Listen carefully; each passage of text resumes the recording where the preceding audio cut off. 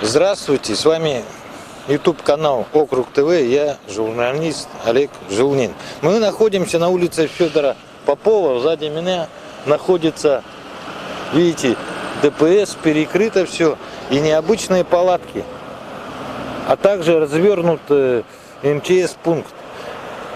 Это все акция «Путь к дому». Людям, это помощь лицам и людям, которые попали в трудную жизненную ситуацию. Это бездомные, это люди, которые не могут оформить документы, это люди, у которых есть проблемы жизненного характера. Сейчас мы посмотрим, как она проходит, как она устроена.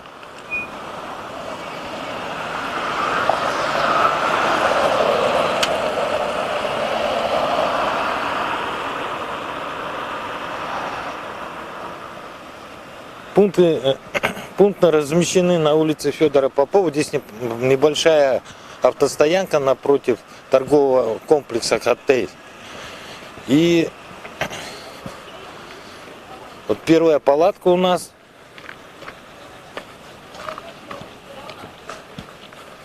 Судя по разговорам, это у нас пункт приема пищи.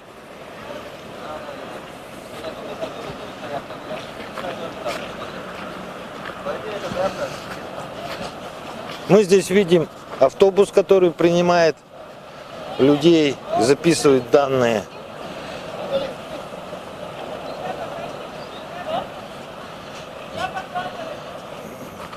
Пункт МЧС, на котором явно находятся медицинские работники, которые сбор анализов проводят.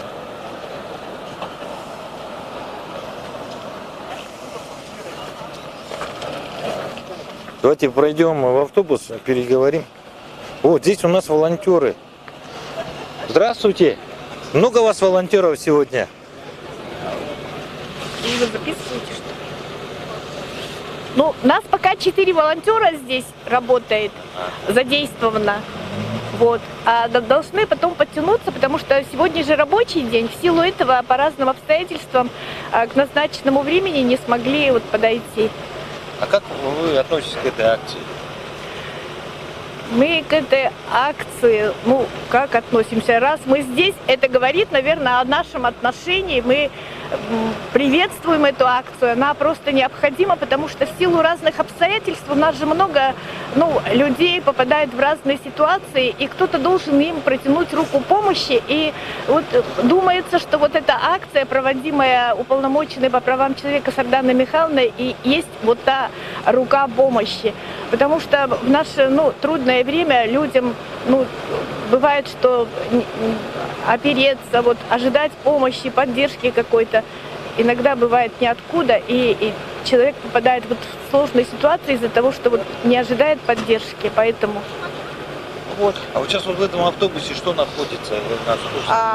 В этом автобусе люди проходят первичное анкетирование.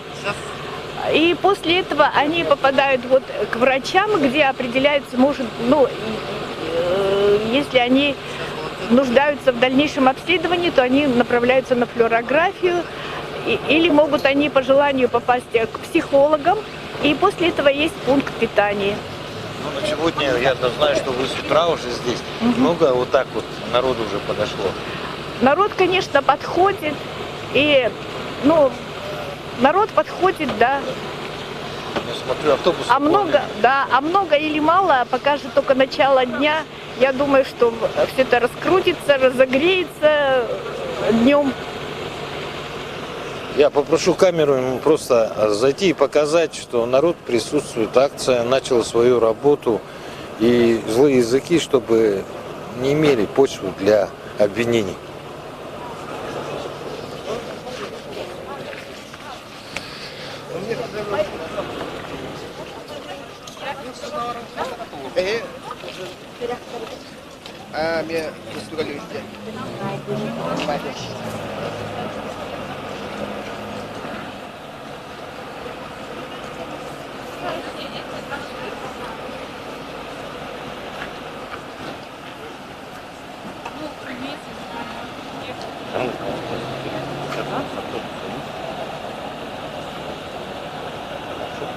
Хорошо, сейчас я зайду, поздороваюсь.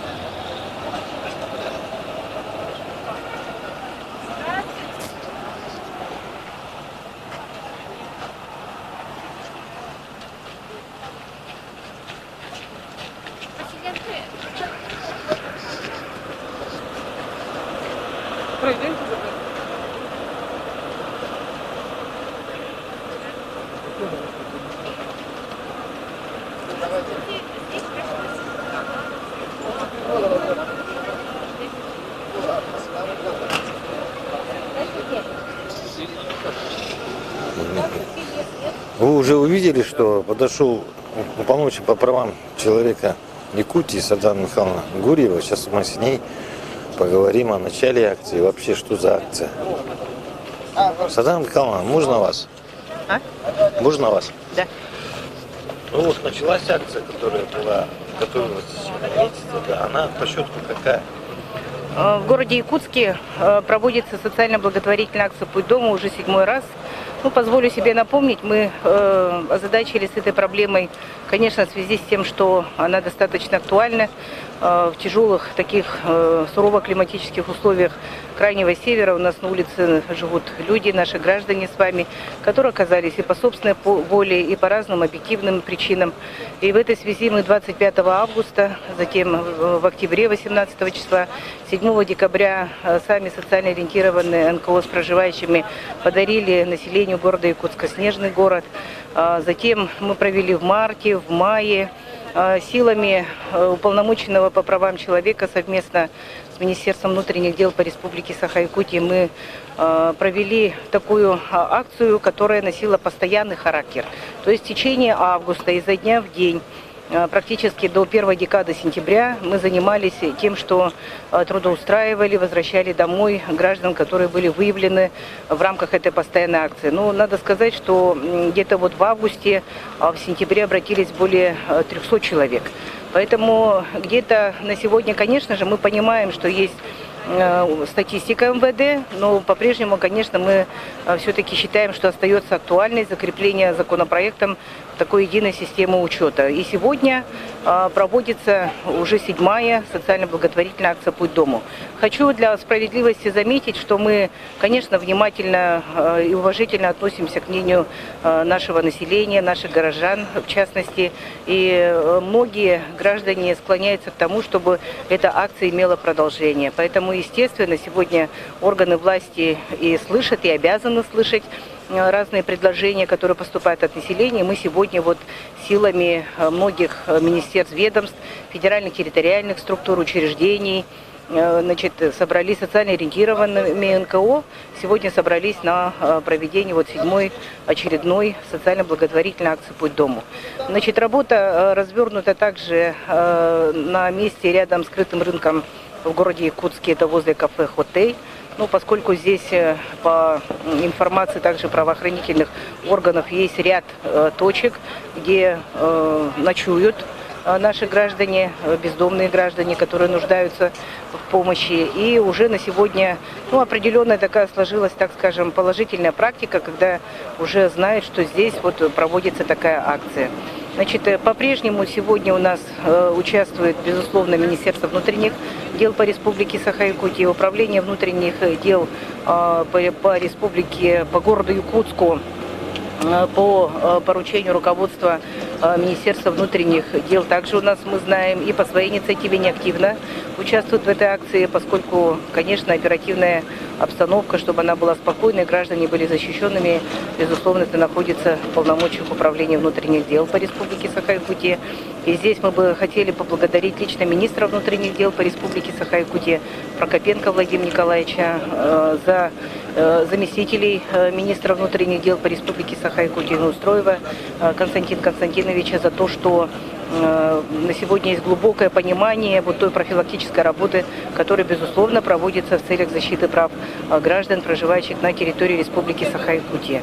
Опять же, почему Республики Саха-Якутия? Потому что, к сожалению, у нас среди такой категории бездомных находятся представители всех улусов, районов нашей Республики Саха-Якутия.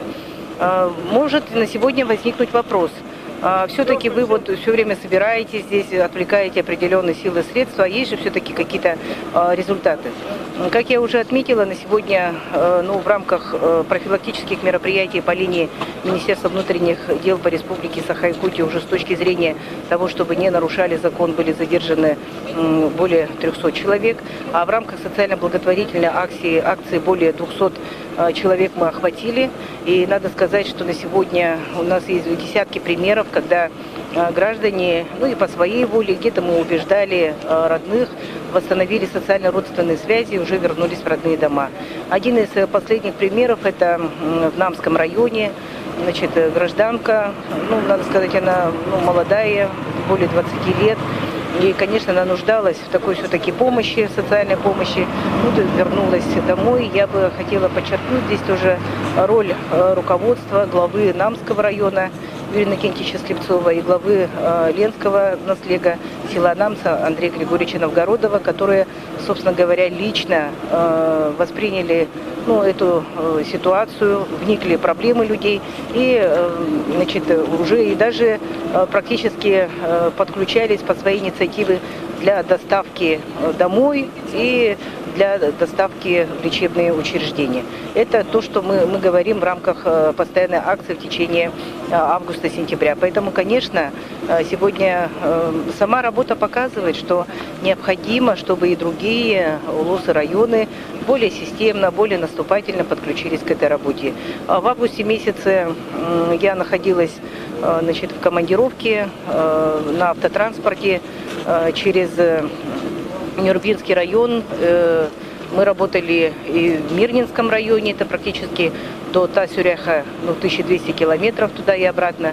И я на месте уже в улусах убедилась, насколько есть сегодня потребность, потому что общалась лично с главами муниципальных районов и с руководителями территориальных органов Министерства внутренних дел по Республике Саха-Якутия, которые, в общем-то, четко понимают цели и задачи этой работы. И на практике у них все время тоже возникают вопросы, когда таких граждан, бездомных, желающих вернуться, их просто девать некуда. Поэтому на сегодня мы бы хотели, и в рамках Фонда президентских грантов Российской Федерации сейчас в республике активно тиражируются положительные практики деятельности социально ориентированных НКО, которые участвуют в грантовых конкурсах, чтобы у нас в этой работе активно подключились социально ориентированные НКО наших улусов районов. Сегодня у нас, как я уже отметила, участниками также является Министерство здравоохранения. У нас есть на сегодня передвижная станция, которая предоставлена силами МЧС по Республике Саха-Якутия. Это уже который раз МЧС у нас принимает активное участие. И у нас целая когорта врачей, это с фтизиатрии, с центра СПИД. Это очень здорово, но все-таки хотелось бы задать один вопрос. Все-таки эта акция направлена для людей, которые сосредоточены в столице Якутии. И здесь возникает вопрос, такой. Вы задали нам пример гражданского населения, которое действительно можно еще помочь. А что же, ведь статистика МВД неумолима. А она показывает, что большинство таких людей – это люди осужденные. То есть они были в местах наказания лишения свободы. И на сегодняшний день наше общество не знает, что с ними делать. Поэтому они оказываются здесь, на улице, и решают свои проблемы сами. Да, с вашего согласия я закончу ответ на вопрос, потому что сегодня все-таки возникают вопросы, ко мне подходили, спрашивали, а кто же все-таки участвует в акции у вас. Поэтому медики у нас представлены в таком же виде. Центр профилактики сегодня подключился. Руководство здравоохранения города Якутска тоже сегодня лично у нас на акции присутствует. Центр занятости, те, кто желает работать. И социально ориентированные некоммерческие организации, это «Линия жизни», «Пинуэл». ТИРЭК сегодня есть государственное учреждение отделения социальной адаптации, которое принимает активное участие. Мы подключили тоже волонтеров. У нас есть серебряные волонтеры, которые сегодня с утра тоже, в общем-то, скажем так, с хорошим настроением сегодня работают. Ваш вопрос я бы хотела разделить на несколько моментов. Во-первых, надо сказать, что проблема, она, в общем-то, застарелая. С развалом Советского Союза, уже когда мы вот в постсоветском пространстве с вами сейчас строим, значит, новую Якутию, конечно, вот те механизмы, которые работали ранее, они перестали практически работать, потому что практически создавалось уже новое законодательство, и в этих условиях, значит, в условиях становления гражданского института многие, возможно, какие-то карательные даже механизмы, они ушли в прошлое. И здесь в большей степени стало зависеть от инициативы самого человека и от социальной помощи государства, от которой, конечно, государство оно не отказывается и постоянно обращает самое внимание на категории нуждающихся. Поэтому практически мы с 90-х годов мы видим эту картину, и мой личный опыт об этом говорит, о том, что и в 17-м квартале, где я в свое время проживала, конечно, такие категории граждан достаточно видели. И на вашу реплику хочу заметить, что правительство республики этой проблемой занималось, поскольку я общалась с курирующими заместителями председателя правительства разных лет, какие-то определенные механизмы, значит, пытались внедрить. Но, тем не менее, конечно, в условиях того, что сейчас мы видим, стало их много. И уже есть определенное, к сожалению, влияние на законопослушных граждан. Где-то есть статистика того, что даже, помимо того, что есть и кражи, и грабежи, к сожалению, есть отдельные факты убийства. Вот именно от таких людей. Поэтому в этом смысле мы, конечно, обязаны обращать внимание. Это первое. Второе, по мнению самих социально ориентированных некоммерческих организаций, в связи с проведением этих акций стали немножко появляться качественные изменения. Вот в чем состоят эти качественные изменения? А в том, что когда в основном мужчины, значит, обращаются в социально ориентированные НКО, стало меньше фактов, когда они хотят обратно вернуться на улицу. Во-первых, у них стало чуть-чуть больше мотивации к тому, чтобы работать. Значит, обзаводят семьи, устраиваются на работу. То есть есть у них определенная какая-то вот социализация, которую мы, конечно, вот эти ростки мы поддерживаем. И очень важно их не растерять. Это правда, что вот эти ростки, это 40 мест, которые сегодня предоставляет НКО, да?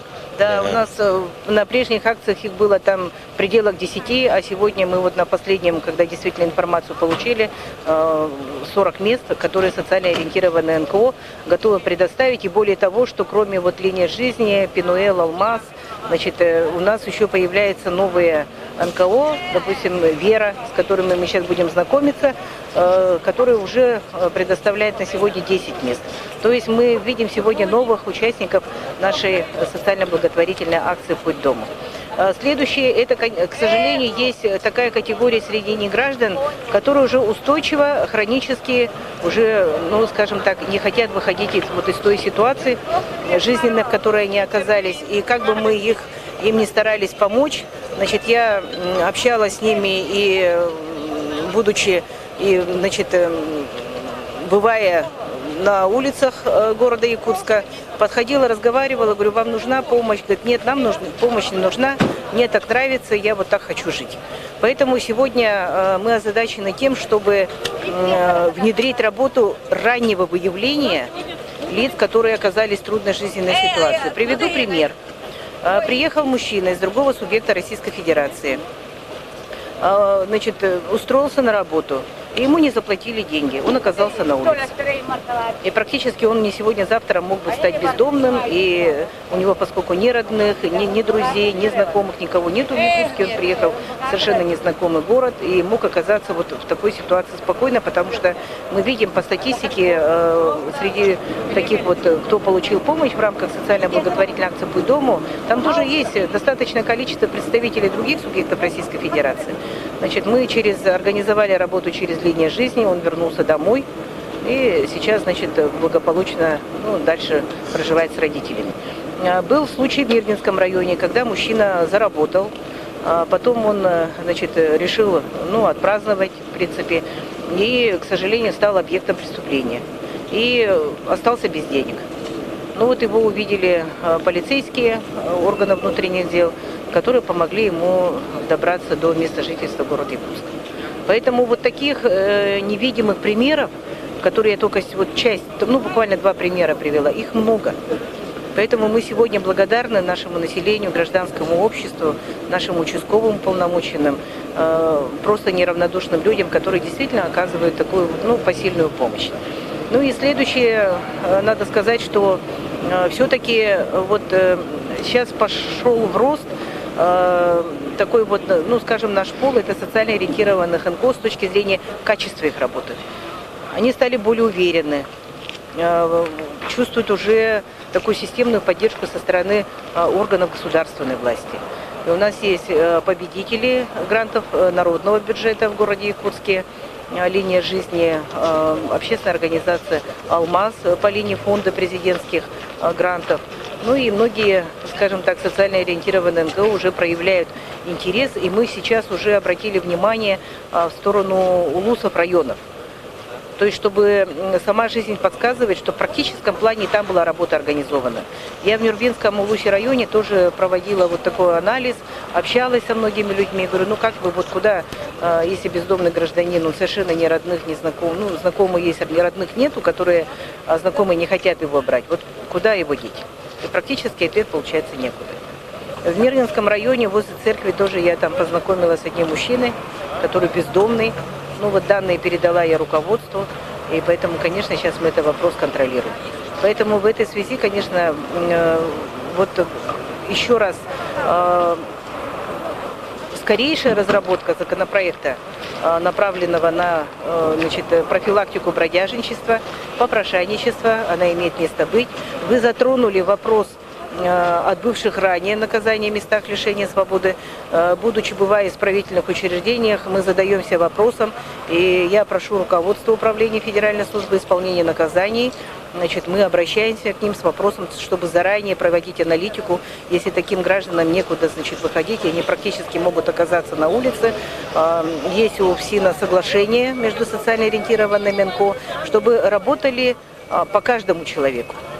И мы с вами видим, этот посыл как раз он и поддерживается, и на сегодня, как уже задача ставится и президентом Российской Федерации, надо быть внимательным к нуждам каждого человека. Спасибо. Мы сейчас перейдем уже к практическому. Минут через 10 выйдем в эфир, мы расскажем, как проводится медицинский осмотр, что там происходит.